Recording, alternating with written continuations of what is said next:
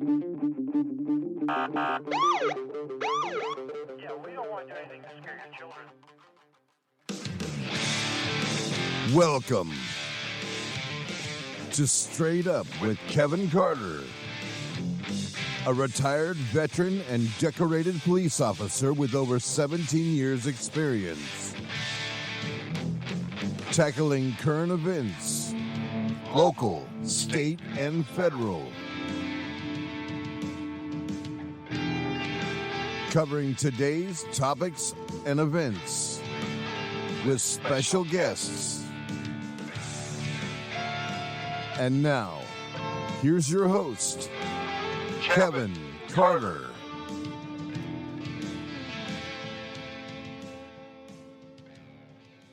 All right, thank you. Coming to you again from Studio 71 up top. And information I want to share with you today is from the Department of Homeland Security, DHS.gov. This is pretty scary. I'm just going to tell you right now, it's scary on a lot of levels because it's a prelude, I think, for what is about to happen in America. It's a summary of terrorism threat to the U.S. Homeland Security. And what I want to read to you is straight from their website. The United States remains in a heightened threat environment fueled by several factors, including an online environment filled with false or misleading narratives and conspiracy theories and other forms of disin, and malinformation, MDM, introduced and or amplified by foreign and domestic threat actors. These threat actors seek to exacerbate societal friction, to sow discord and undermine public trust in government institutions, to encourage unrest, which could potentially inspire acts of violence. It goes on to say the proliferation of false or misleading narratives which sow discord or undermine public trust in U.S. government institutions, continued calls for violence directed at U.S. critical infrastructures, soft targets, mass gatherings, faith-based institutions such as churches, synagogues, and mosques, institutions of higher education, racial and religious minorities, government facilities, personnel, including law enforcement and the military, the media, and perceived ideological opponents, and so on and so forth. And basically, in a nutshell, what that is saying is that is completely directed at podcast, basically, in a nutshell. If you read between the lines on this, this is, I think, the one that probably really got or has received the most attention is Joe Rogan. They are after him because why? Because he's telling the truth. He hasn't said anything that's not true, and if for some reason he has put something out there that's not been accurate, he's been the first one to say that's not accurate or what, and corrected himself, which is the human thing to do. We all make mistakes, and even as human beings on a daily basis, that's just part of being a human. I don't think that the guys out there intentionally doing anything to undermine the security of the nation. For the love, good Lord, this is absolutely crazy. So if they're after him, then they're going to be after Ben Shapiro, Glenn Beck, and so on and so forth. And where will it stop? I'm just a small town guy. I know I'm not on their radar. I don't believe, but it even goes on to say that the key factors contributing to the current heightened threat is the widespread of online proliferation of false or misleading narratives. Freedom of speech freedom of speech is a very broad brush. And at what point does our federal government have the right to say you can't say that? Because you have allowed, let's just go, for instance, CNN. You've allowed these people to put false information out for years and never said anything. You have allowed other news outfits to do the same thing. So at what? Why now? Because they're not saying what you want them to say, or is it because they're actually saying the truth and it doesn't line up with your agenda, your political agenda? Me personally, what I think of this whole COVID thing, it's not important, because I can promise you, for everybody that agrees with me, you'll find the same number of people that disagree with me. So that's why I really haven't even gone into that, because it's such a hot topic, that it's crazy. It's absolutely crazy. But my biggest fear here is, as a veteran of the United States military, the Army, I fought. I say I fought. I put my name on the dotted line to fight for the freedoms that we as Americans are afforded by the Constitution. Many men before me fought. Many men before me gave their lives for this country, and many men since me have fought and gave their lives for this country. To do what? To only have the U.S. Department of Homeland Security, our own government, to come out and say that, let's just use me right here for an example. I can't sit here and talk to you on a podcast and then put this on the internet and say I disagree with them because Joe Rogan had a doctor on that did not agree with the COVID protocol the government put out.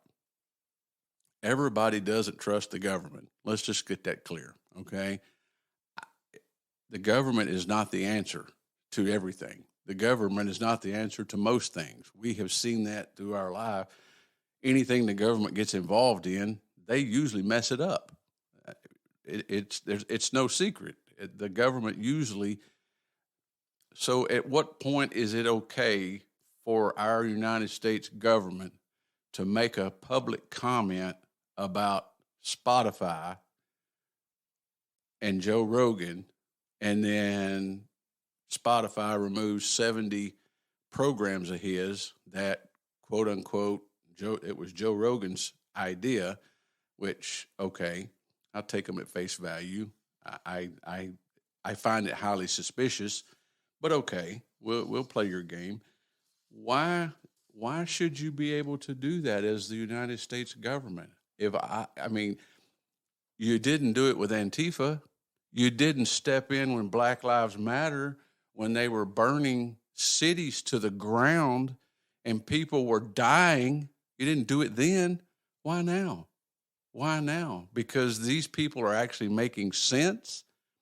Because the people with Antifa and Black Lives Matter, whether you support them or not, I don't care. That's your choice. But what I will say is that fits the ideology of our current administration, because division is their only way to success. If they can keep the people divided, then they feel like they are accomplishing something. And I don't I don't like that. I've said it before. When can we stop being Republicans and Democrats and independents and just start being Americans? Why do we have to be divided for our government to be successful? That's a question I just really would love for somebody to answer. And if you have that answer, please email me, straightupkevincarter@gmail.com. Come be on the podcast with me. I've got several guests lined up. I will make a spot for you. I promise you. If you got an answer to that question, I want to hear it. And I promise you there's thousands and thousands of other people out there that listen to this podcast. They want to hear it too. Why is division the answer? It just doesn't make any sense to me that we can go and have the Department of Homeland Security come out and say that the heightened threat fueled by factors including online environment filled with false or misleading narratives. Do you know how much stuff is on the internet right now that's not false? Go back and listen to one of my previous podcasts. Google they have a manipulation system in place that's going to direct you to what they want you to see. So if that's false information in and of itself, just by different definition. Think about that for a minute.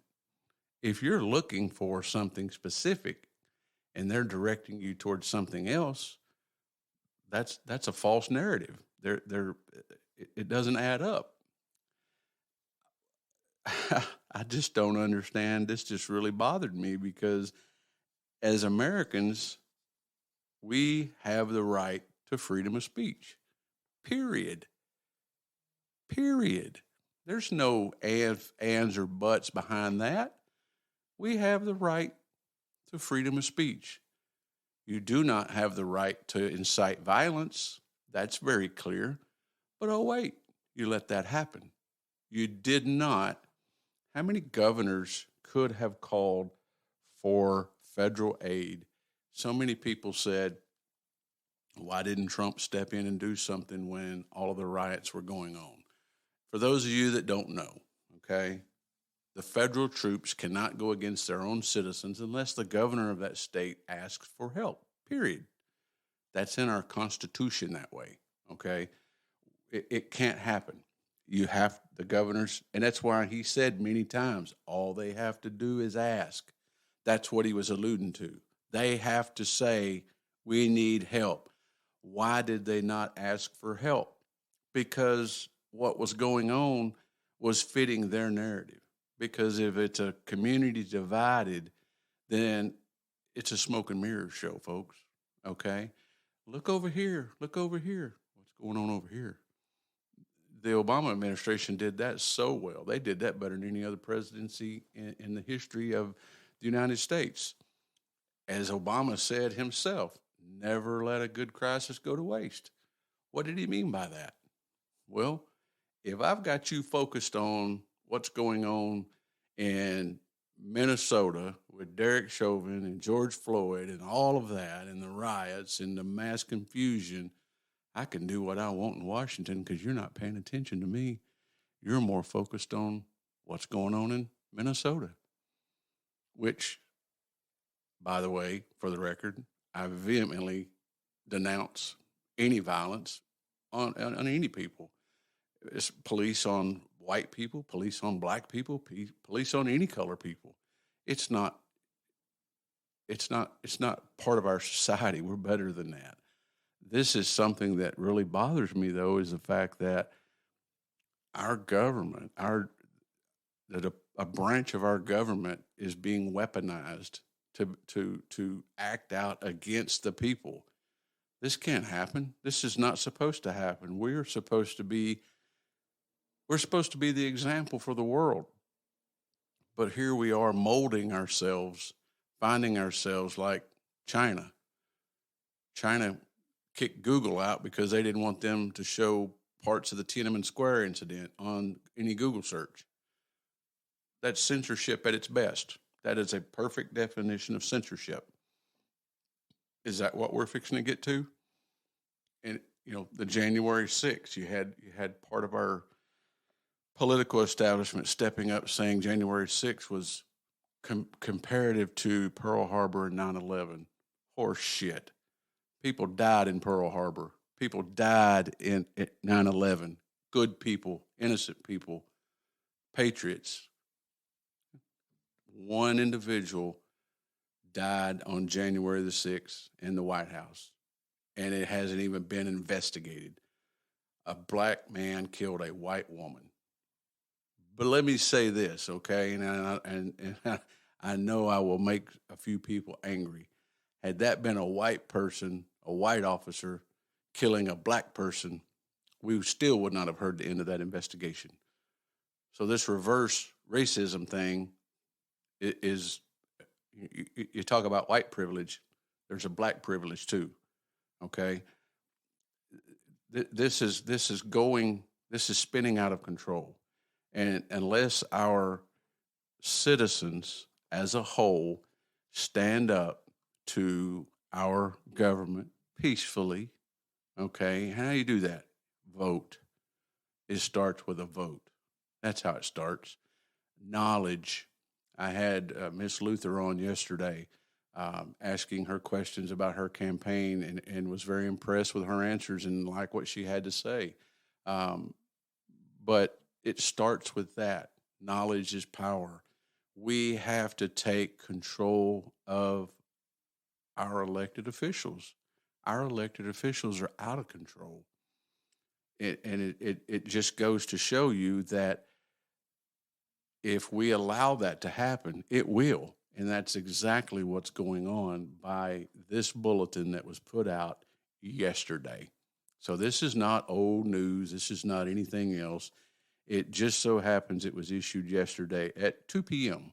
So it is not, it's just now barely 24 hours old. And I will just tell you this just, the threat to the environment of the proliferation of false or misleading narratives, which sow discord or undermine public trust in U.S. government institutions. Let me tell you something. No news organization in the world would have to even open their mouth for the next year. And I can assure you there would be discord about the U.S. government, period, because there's so much there already now. The blaming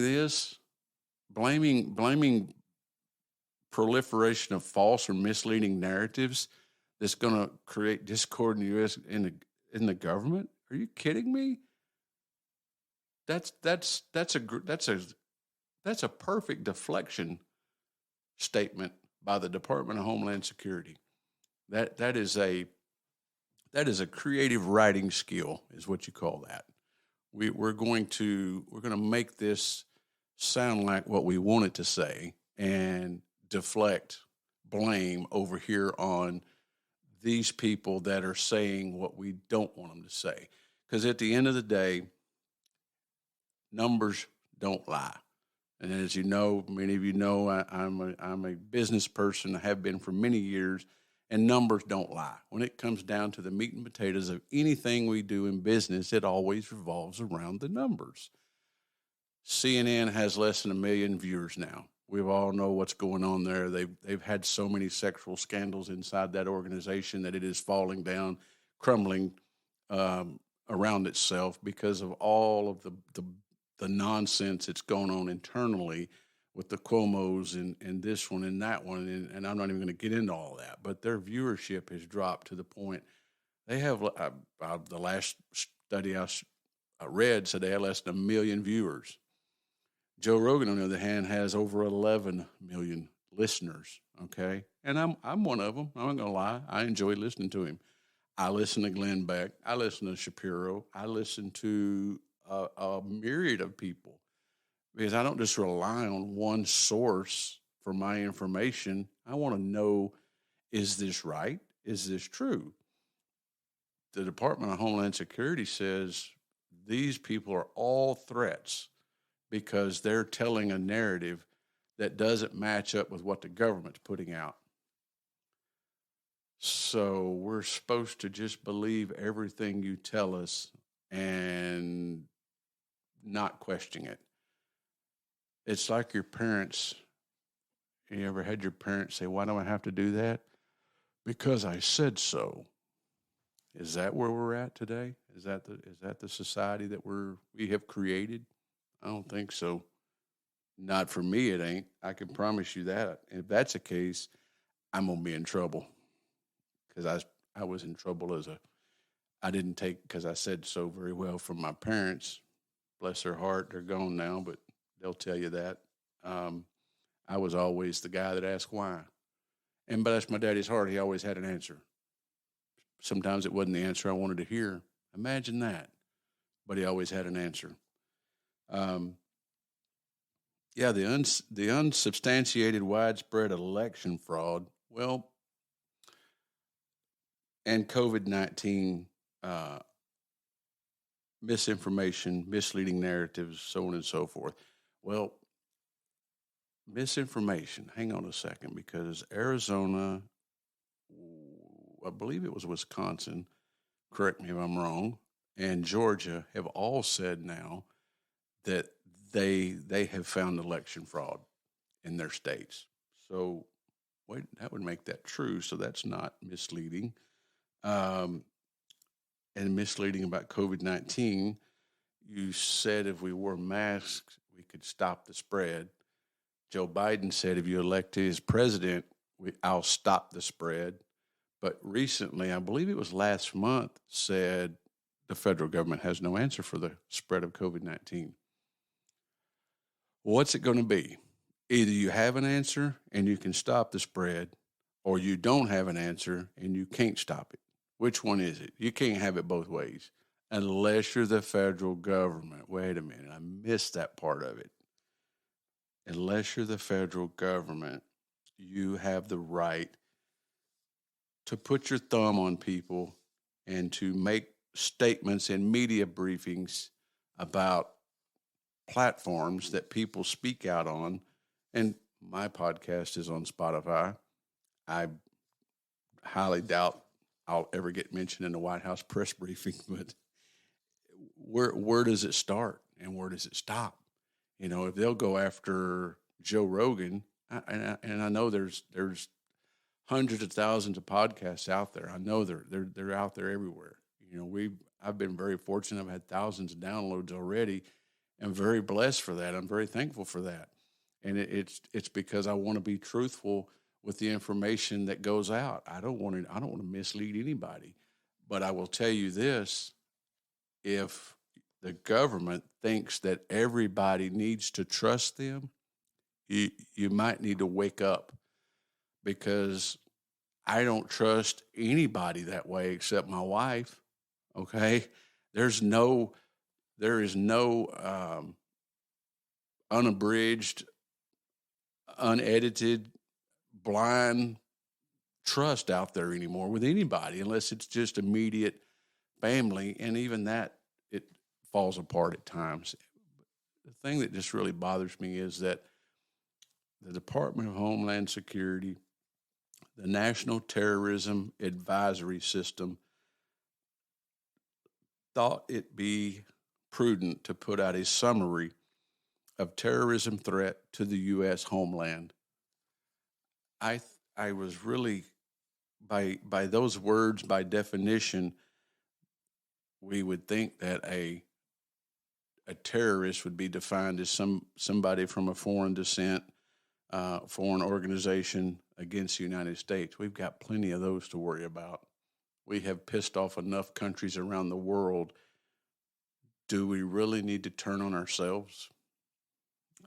I just, that's what's happening. That's what's happening. Our freedom of speech is not so free anymore. It is completely being attacked from within.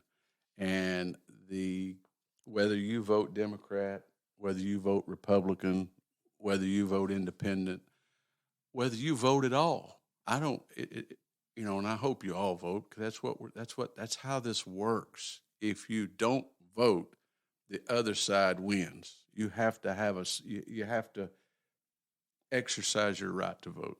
You've got to speak out. You speak out with your voice. You speak out with your vote. They're trying to silence your voice.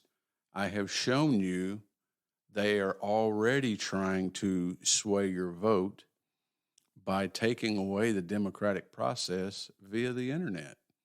It's out there. They have admitted it. Even when I was talking with Amazon about publishing my book, they admitted the whole damn thing. And I truly wish I would have recorded that phone call, but it was just happening in the moment, and it happened so fast that I could not. It took me by surprise. I'm not going to lie. It took me by surprise. Manipulation of algorithms. These are all suppressions of freedoms, because if you're not getting what you want on these platforms, then they're not free platforms anymore. There's a suggestion. They're a suggestive platform that is saying to you, you're not smart enough to do that. Here, do this. You don't need to look at that. Here, look at this. And eventually you will be conditioned to take whatever it is that they offer you and stop resisting. And that's the problem. I heard a great analogy on talking about the Holocaust, and it says, why didn't somebody stand up and do something?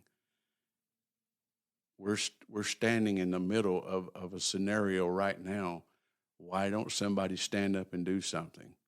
Well, here's my 2 cents. I'm standing up and saying that this is nonsense.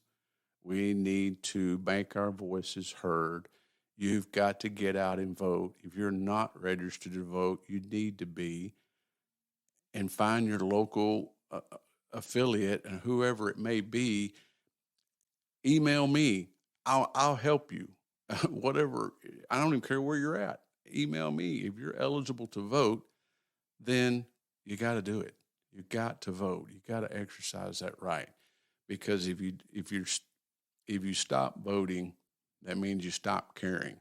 And that means they have the freedom to do what they want with you and everybody else. And I'm just going to tell you, that's not what I put my name on that dotted line for as a soldier.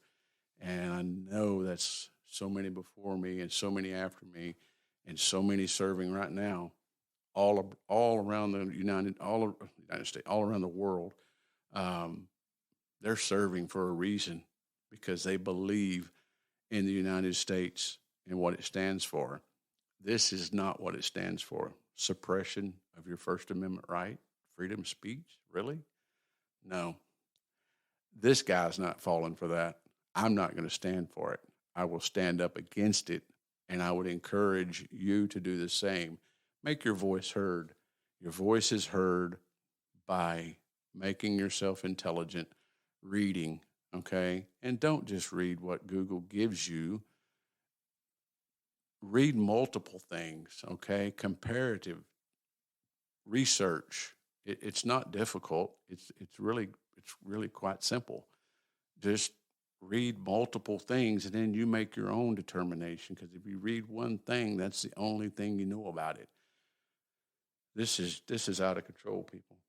This is completely out of control, and we have to do something. As a society, I think Miss Luther said it best yesterday. These people are public servants. We're the public. They're the servant.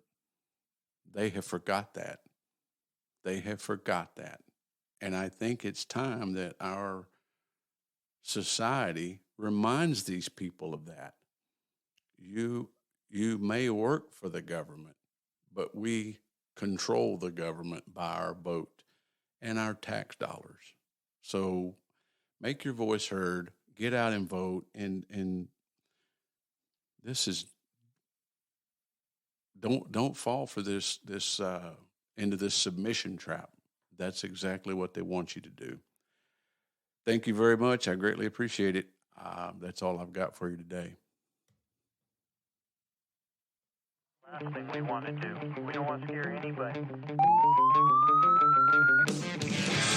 We hope you've enjoyed this episode of Straight Up with Kevin Carter.